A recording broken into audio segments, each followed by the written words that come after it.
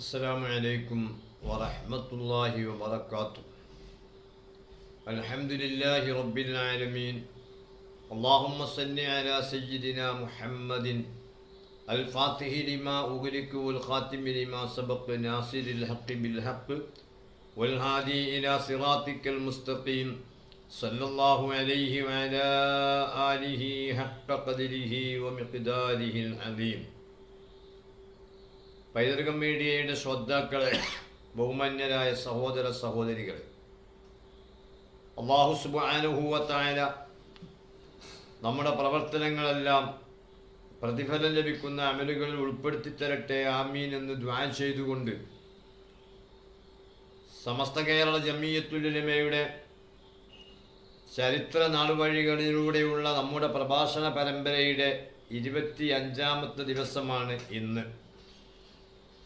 1945 May 27, 28 തീയതികളിൽ കാര്യവട്ടത്ത് ചേർന്ന 16ാം സമ്മേളനത്തിൽ പാസാക്കിയ പ്രമേയങ്ങളാണ് നാം കേൾപ്പിച്ചുകൊണ്ടിരിക്കുന്നത്. ഇന്നലെ 3 പ്രമേയങ്ങളാണ് നാം വായിച്ചത്. ഈ സമ്മേളനത്തിലെ 4ാമത്തെ പ്രമേയം അവതരിപ്പിച്ചത് ടി.കെ. അബ്ദുള്ള മുസ്ലിയാരും അതിന് അനുവാദം നൽകി ഒപ്പിട്ടത് മഹാനായ കണ്ണിയത്ത് അഹമ്മദ് മുസ്ലിയാരുമാണ്. കേരളത്തിലെ പുത്തൻ പ്രസ്ഥാനക്കാർ പല ഭാഗങ്ങളിൽ നിന്നും വിവിധ പേരുകളിൽ ദീനിനെതിരായി ധാരാളം വാറാലുകൾ അച്ചടിച്ചു വിടാറുണ്ടായിരുന്നു. അതിൽപ്പെട്ട ഒന്നാണ് മലപ്പുറത്തെ ഐനുൽ ഇസ്ലാം സംഘം എന്ന പേരിൽ ഒരു ലഘുലേഖ. അതുപോലെ തന്നെ കണ്ണൂരിൽ നിന്ന് അത്തൗഹീദ് എന്ന് പേരിൽ പ്രസിദ്ധീകരിക്കപ്പെട്ട മറ്റൊന്ന്. മലപ്പുറത്തെ ഐനുൽ ഇസ്ലാം സംഘക്കാരുടെ ഇതാണ് പരമാർത്ഥം എന്ന ഒരു ലഘുലേഖ, കണ്ണൂരിൽ നിന്ന് അത്തൗഹീദ് എന്ന പേരിൽ പ്രസിദ്ധീകരിച്ച മറ്റൊരു കൃതി. ഇങ്ങനെ സുന്നത്തി ജമാഅത്തിന്റെ വിശ്വാസങ്ങൾക്കെതിരായ പല സംഗതികളും അടങ്ങിയിരിക്കുന്നത് കൊണ്ട് അതിനെ മുസ്ലിം പൊതുജനങ്ങൾ വായിക്കാതിരിക്കേണ്ടതും താങ്കളുടെ കഴിവിൽപ്പെട്ടിടത്തോളം തടയേണ്ടതുമാണ് എന്ന് ഈ യോഗം അഭിപ്രായപ്പെട്ടുകൊള്ളുന്നു. മുഹമ്മദ് ബിൻ അബ്ദുൽ വഹാബിൻ്റെ അത്തൗഹീദ് കഷ്ണങ്ങളാക്കി പലരും പ്രസിദ്ധീകരിച്ചിരുന്നു. കണ്ണൂരിൽ നിന്ന് അത്തൗഹീദ് എന്ന പേരിൽ തന്നെ അതിൻ്റെ വിവർത്തന കൃതിയും ഇറങ്ങിയിരുന്നു. അതിന് മറുപടിയായി ബഹുമാനപ്പെട്ട റഷീദുദ്ദീൻ മൂസ മുസ്ലിയാർ എഴുതിയിട്ടുണ്ട്. അത് സമസ്ത കേരള ജമിയത്തുൽ ഉലമ പ്രസംഗം കൊണ്ടും തൂലികകൾ കൊണ്ടും നേരിടുകയായിരുന്നു പതിവ്. ഏതായാലും ഒരു സമ്മേളനത്തിൽ വരുന്ന 4ാമത്തെ പ്രമേയം കണ്ണിയത്ത് അനുവാദകനായി അവതരിപ്പിക്കുന്ന പ്രമേയത്തിൽ പറയുന്നത് അത്തരം ക്ഷുദ്രകൃതികൾ വായിച്ച് ഈമാൻ തെറ്റിപ്പോകാതിരിക്കണം. അതുകൊണ്ട് ഈമാൻ നിലനിൽക്കണമെങ്കിൽ അത്തരം വാറോലകൾ വായിക്കരുത് എന്നതായിരുന്നു 4ാമത്തെ പ്രമേയം. 5ാമത്തെ പ്രമേയം തൊട്ടടുത്ത് മരണപ്പെട്ട മഹാന്മാരായ 10 പണ്ഡിതന്മാരുടെ പരലോക മോചനത്തിന് വേണ്ടി പ്രാർത്ഥിക്കാൻ അഭ്യർത്ഥിച്ചും അവരുടെ മരണത്തിൽ അനുശോചനം അറിയിക്കുന്ന പ്രമേയമാണ് അവതരിപ്പിച്ചത്. അത് ഞാൻ കഴിഞ്ഞ പ്രസംഗത്തിനും സൂചിപ്പിച്ചിട്ടുണ്ട്. സമസ്ത കേരള ജമിയത്തുൽ ഉലമ അതിന് വർക്ക് ചെയ്തവരെ നന്ദിയോടെയാണ് എക്കാലത്ത് സ്മരിച്ചു പോരാറുള്ളത്. അപ്പോൾ ഈ സമ്മേളനത്തിലും 16ാം വാർഷിക സമ്മേളനത്തിൽ ആ തൊട്ടടുത്ത ദിവസങ്ങളിലായി മരണപ്പെട്ട 10 പ്രവർത്തകന്മാരുടെ നിര്യാണത്തിൽ അനുശോചനം രേഖപ്പെടുത്തിക്കൊണ്ട് അവർക്ക് പ്രാർത്ഥിക്കണമെന്ന് അഭ്യർത്ഥിച്ചുകൊണ്ടുള്ള പ്രമേയമാണ് അവതരിപ്പിച്ചത്. 6ാമത്തെ പ്രമേയം പറവണ്ണ മൈദീൻകുട്ടി മുസ്ലിയാരും അതുപോലെ റഷീദുദ്ദീൻ മൂസ മുസ്ലിയാർ എന്നിവരെ സമസ്തയുടെ വൈസ് പ്രസിഡന്റുമാരായും കിൽസിക്കാൻ്റെ അകത്തെ അബ്ദുള്ള കോയെ ഖജാൻജിയായും അതായത് ഫൈനാൻസ് സെക്രട്ടറിയായും തെരഞ്ഞെടുത്തുകൊണ്ടുള്ള പ്രമേയമായിരുന്നു 6ാമത്തെ. അപ്പോൾ ബഹുമാനപ്പെട്ട പറവണ്ണ മൈദീൻകുട്ടി മുസ്ലിയാർ അതുപോലെ റഷീദുദ്ദീൻ മൂസ മുസ്ലിയാർ സമസ്ത കേരള ജമിയത്തുൽ ഉലമയുടെ വൈസ് പ്രസിഡന്റായി തെരഞ്ഞെടുത്തത് 1945 മെയ് 27, 28 കാര്യവട്ടത്ത് നടന്ന സമ്മേളനത്തിൽ വെച്ചാണ്. ആ സമ്മേളനത്തിൽ വെച്ച് തന്നെയാണ് സമസ്തയുടെ ഖജാൻജിയായി കിൽസിക്കാൻ്റെ അകത്ത് അബ്ദുള്ള കോയയെ തിരഞ്ഞെടുത്തത്. ഏഴാമത്തെ പ്രമേയം സുന്നത്തി ജമാഅത്തിന് എതിരായി വഹാബിയ, മുഅ്തസിലിയ, ഖദരിയ എന്നിവരുടെ വിശ്വാസ പ്രചരണത്തിനായി അവിശ്രമം പരിശ്രമിച്ചു കൊണ്ടിരിക്കുന്നവർ അവരുടെ പ്രസംഗങ്ങളാൽ പൊതുജനങ്ങളെ, വിശിഷ്യ തീരെ മതവിദ്യാഭ്യാസമില്ലാത്ത വിദ്യാർത്ഥികളെ, യുവജനങ്ങളെയും വഴിപിഴപ്പിച്ചു. പിഴച്ച വഴിയിൽ തന്നെ അവരെ ഇനി ഇങ്ങോട്ട് തിരിച്ചു കിട്ടാതിരിക്കത്തക്കവണ്ണം നോട്ടീസ്, ലഘുലേഖ, മാസിക, പത്രം ആദിയായ പ്രസിദ്ധീകരണങ്ങൾ വിതരണം ചെയ്യുന്നത് ഈ യോഗം വ്യസനത്തോടും വെറുപ്പോടും കൂടി വീക്ഷിക്കുകയും പ്രസംഗത്തിന് ദുർലഭം പ്രസംഗമല്ലാതെ പ്രസിദ്ധീകരണ ബദൽ നാം ആരംഭിക്കാത്തതിൻ്റെ ഭവിഷ്യൽഫലം നാം അനുഭവിച്ചറിയുന്നത് കൊണ്ട് വിഷയങ്ങളുടെ ഗൗരവമനുസരിച്ച് പടിപടിയായുള്ള ഒരു പ്രസിദ്ധീകരണ ബ്യൂറോ അടിയന്തരമായി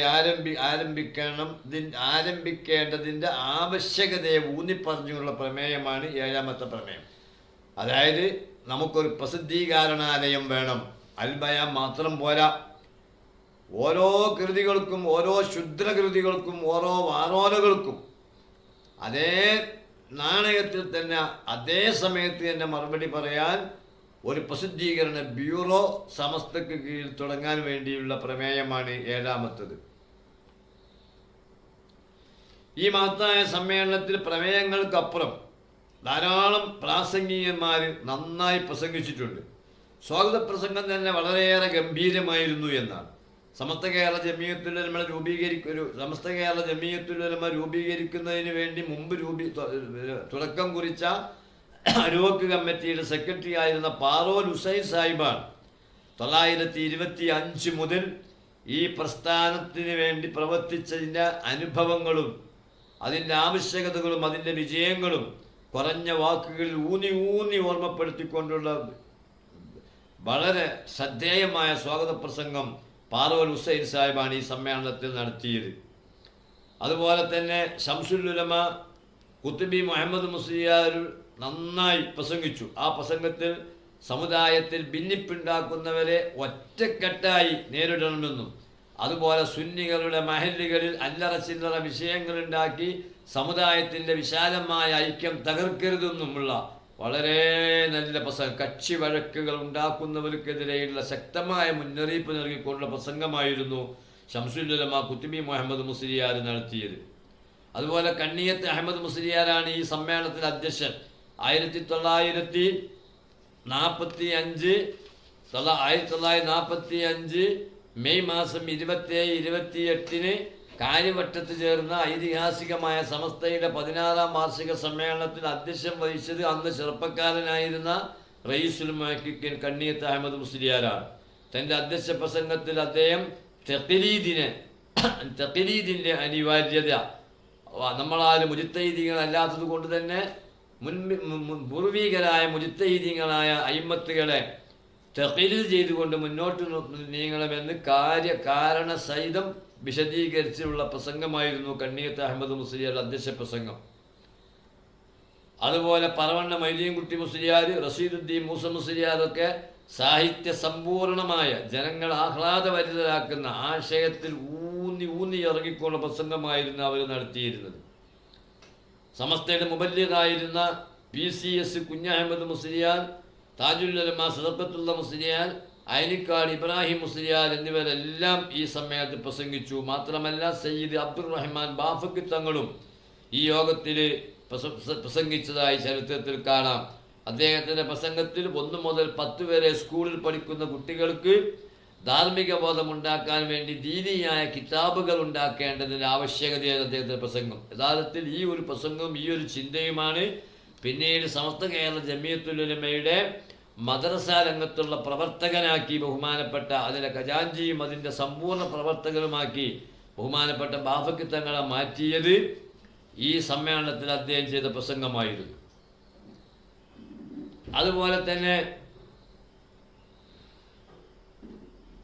ഈ യോഗത്തിൽ പങ്കെടുക്കാൻ സാധിക്കാത്തത് കൊണ്ട് ഖേദം അറിയിച്ചുകൊണ്ട് അറക്കൽ രാജാവ് അബ്ദുറഹ്മാൻ അലി രാജാ സുൽത്താൻ ഈ സമ്മേളന സംഘടനക്ക് സ്വാഗത കത്തയച്ചിരുന്നു എന്നാണ്. ഈ സമ്മേളനത്തിൻ്റെ പ്രത്യേകതയാണ്. ഒരു നാട്ടുരാജാവാണല്ലോ പിന്നെ അറക്കൽ രാജവംശത്തിൻ്റെ നേതാവ് അറക്കൽ സുൽത്താൻ അബ്ദുൾ റഹ്മാൻ ആനി രാജ. അദ്ദേഹം എന്ത് ചെയ്തു? ഈ അനി രാജ എന്ന സുൽത്താൻ ഒരു കത്ത് കൊടുത്തു സമസ്ത സംഘാടകർക്ക്. ആ കത്തിൽ ഇങ്ങനെയാണുള്ളത്: ക്ഷണക്കത്ത് കിട്ടിയതിൽ ഞാൻ ഏറ്റവും സന്തുഷ്ടനായിരിക്കുന്നു. ചില കാരണങ്ങളാൽ യോഗത്തിൽ പങ്കെടുക്കാൻ കഴിയാത്തതിൽ ഞാൻ അതിയായി ഖേദിക്കുന്നു. യോഗം മംഗളമായി കലാശിക്കാൻ ആഗ്രഹിക്കുകയും ചെയ്യുന്നു. പ്രത്യേകം വഹാബിയ മുതലായ ദീനിൽ കടന്നുകൂട്ടിയിട്ടുള്ള മാലിന്യങ്ങളെ അടിച്ചകറ്റി സുന്നത്തി ജമാഅത്തിന്റെ വിശ്വാസാചാരങ്ങളെ നിലയുറപ്പിക്കുന്നതിനുള്ള എല്ലാ പദ്ധതികളെയും കുറിച്ച് യോഗം ആലോചിക്കണമെന്നും വിശ്വസിച്ചുകൊള്ളുന്നു. നാം നമ്മുടെ എല്ലാ സഹായ സഹകരണങ്ങളും സംഘത്തിന് വാഗ്ദാനം ചെയ്തു കൊള്ളുന്നു. അറക്കൽ രാജാവാണ് അലി രാജ സുൽത്താൻ. അദ്ദേഹമാണ് സമസ്തന്റെ നേതാക്കന്മാർക്ക് ഈ സമ്മേളനത്തിന് വരാൻ പറ്റാത്തതിൻ്റെ പ്രയാസം അറിയിച്ചുകൊണ്ട് ഈ സമ്മേളനത്തിൽ നിങ്ങൾ വഹാബികളെ നന്നായി കൈകാര്യം ചെയ്തിട്ടുണ്ടാവും എന്നാണ് ഞാൻ വിശ്വസിക്കുന്നത് എന്ന് പറഞ്ഞുകൊണ്ട് അദ്ദേഹം കത്തയച്ചത്. വേറെയും ധാരാളം വിശിഷ്ടാതിഥികൾ സമ്മേളനത്തിന് വരികയും വരാൻ കഴിയാത്ത ആളുകളൊക്കെ അക്കാര്യം സമസ്തക്ക് അറിയിക്കുകയും ചെയ്തു. അതിൽപ്പെട്ടതാണ് കണ്ണൂർ മുനിസിപ്പൽ ചെയർമാൻ, അതുപോലെ തന്നെ ബേപ്പൂര് ഖാദി, അങ്ങനെ പലരും പല കാരണങ്ങളാൽ വരാൻ പറ്റാത്ത ചുരുക്കം ചില ആളുകളുണ്ട്. അവരതിനെ കാരണം ബോധിപ്പിച്ചുകൊണ്ട് ഇൻഷാ അല്ലാഹ് മറ്റൊരു സമ്മേളനത്തിൽ ഞങ്ങൾ എന്തായാലും പങ്കെടുക്കുമെന്നുള്ള അറിയിപ്പോടുകൂടെ അവർ സമ്മേളനത്തിൽ ക്ഷണിച്ച സന്തോഷം അറിയിച്ചുള്ള കത്തുകൾ എഴുതിയതായിട്ടും ഈ ചരിത്രങ്ങൾ നമുക്ക് വായിക്കാൻ കഴിയുന്നുണ്ട്. അൽഹംദുലില്ലാഹ് നമ്മൾ സമസ്ത കേരള ജമിയത്തുൽ ഉലമ നാടുവഴികളിൽ 25ാമത്തെ പ്രസംഗമാണ് ഇന്ന് പൂർത്തിയാക്കിയത്. ബാക്കി വിഷയങ്ങളിലേക്ക് നാളെ നമുക്ക് പ്രവേശിക്കാം. റഹീമുർ-റഹീമായ റബ്ബ് അവൻ പൊരുത്തപ്പെട്ട അടിയാറുകൾ നമ്മെ ഉൾപ്പെടുത്തട്ടെ. അവൻ നമുക്ക് നൽകുന്ന ആയുസ് അവൻ്റെ ദീനിന് വേണ്ടി തന്നെ ഉപയോഗപ്പെടുത്താനുള്ള സൗകര്യവും അള്ളാഹു നമുക്ക് നിലനിർത്തി തരട്ടെ. ആമീൻ. വാഖിറു ദഅവാനാ അൽഹംദുലില്ലാഹി റബ്ബിൽ ആലമീൻ. അസ്സലാമു അലൈക്കും വറഹ്മത്തുള്ളാഹി വബറകാതുഹു.